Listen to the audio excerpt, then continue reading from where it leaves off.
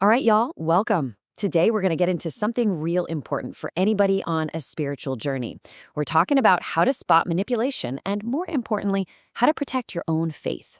This is a guide straight up to help you ground yourself in the Word so your spirit can grow strong and true. Let's get into it.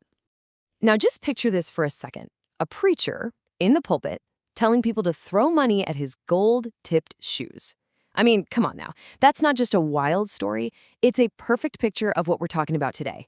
A puffed up spirit. It's when somebody in a position of leadership starts making a mockery of the house of God for their own gain. And you gotta know, this isn't just one-time thing or some isolated incident. Nah, this is a pattern of behavior. And once you know what you're looking for, you can learn to see it from a mile away and, most importantly, protect yourself from it. This is all about spiritual self-preservation, you feel me? So what does this kind of behavior really look like? Well, it's those leaders who brag about dropping $100 bills in other churches' offering plates just to get invited back. It's people using their God-given authority to take advantage of folks in the congregation. It's all that social climbing, trying to get in with the in crowd while turning their nose up at the very people who were there for them from the jump. It's a prideful, puffed-up spirit that makes them think they're better than everybody else. Okay, so if that's the problem, then what's the answer? Where do we find the real standard for leadership? We got to go back to the Bible and look at the humility of the apostles. See, their leadership was never about them. It was always, and I mean always, about pointing people back to God. And this right here, this is the foundation, straight from the mouth of Jesus himself. This ain't a suggestion, it's a command. Worship is for God and God alone, period. There are no exceptions. Any leader who accepts worship or even encourages it for themselves is going directly against the words of Christ. Now check this out, because this makes the point perfectly. You've got Peter, the rock, the head apostle, right? When a man kneels down to worship him, what does Peter do? He pulls him up and says, "Stand up. I'm just a man, same as you." Then you've got a literal angel from heaven, and even this powerful being says, "Don't you do that. Worship God." Let that sink in for a minute. The top apostle and a holy angel both immediately shut down anyone who tried to worship them. That is the standard. A real, true sign of a righteous leader is that they refuse to take the reverence that belongs only to God. Okay, so with that standard locked in our minds, let's get practical. How do we use this in our everyday lives? Think of this next part as a tool, a checklist you can actually use to check the temperature of the spiritual places you're in. So here are the red flags to look out for. Number 1, do they let people kneel to them or treat them like they're some kind of demigod? That's a direct violation of what we just saw from Peter and the angel. 2, are they always talking about themselves, how smart they are, how many followers they got, how much influence they have? 3, is the main focus always on money, on materialism, kind of like that preacher with the gold shoes? And 4, do they create this little exclusive clique, an us versus them culture, that makes you feel like you got to get on their level to be spiritual?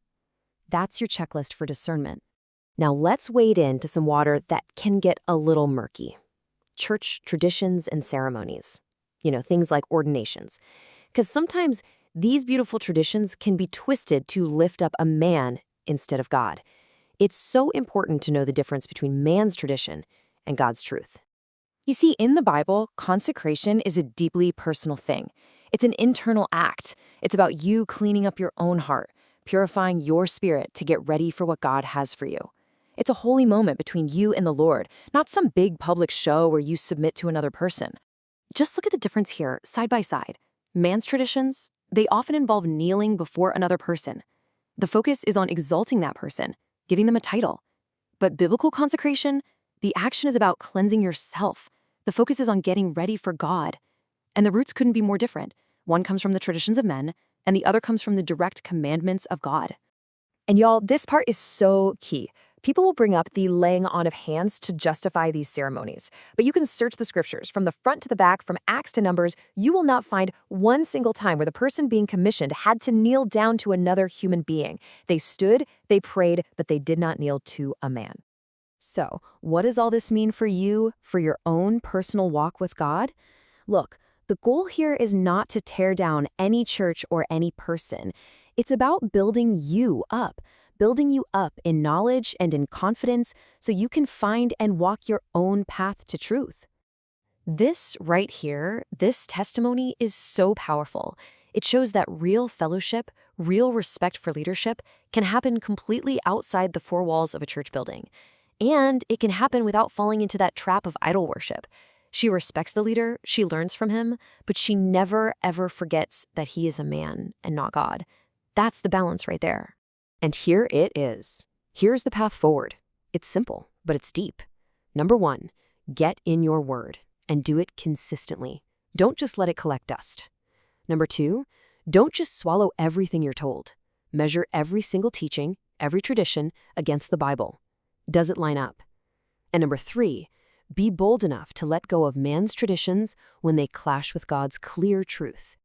And if you need a little more fire to do that, here it is, coming straight from Jesus. And it's a heavy warning. He's saying, listen, when you choose to follow man-made traditions instead of God's clear commands, you are straight up rejecting God. That's how serious this is. So, we're going to leave you with this final thought. It's a question for you to take home, to sit with in your own quiet time, in your own spiritual walk, in your church, deep down in your heart. Who are you really following? The commandments of men or the Word of God? Because the answer to that question, for real, it changes everything.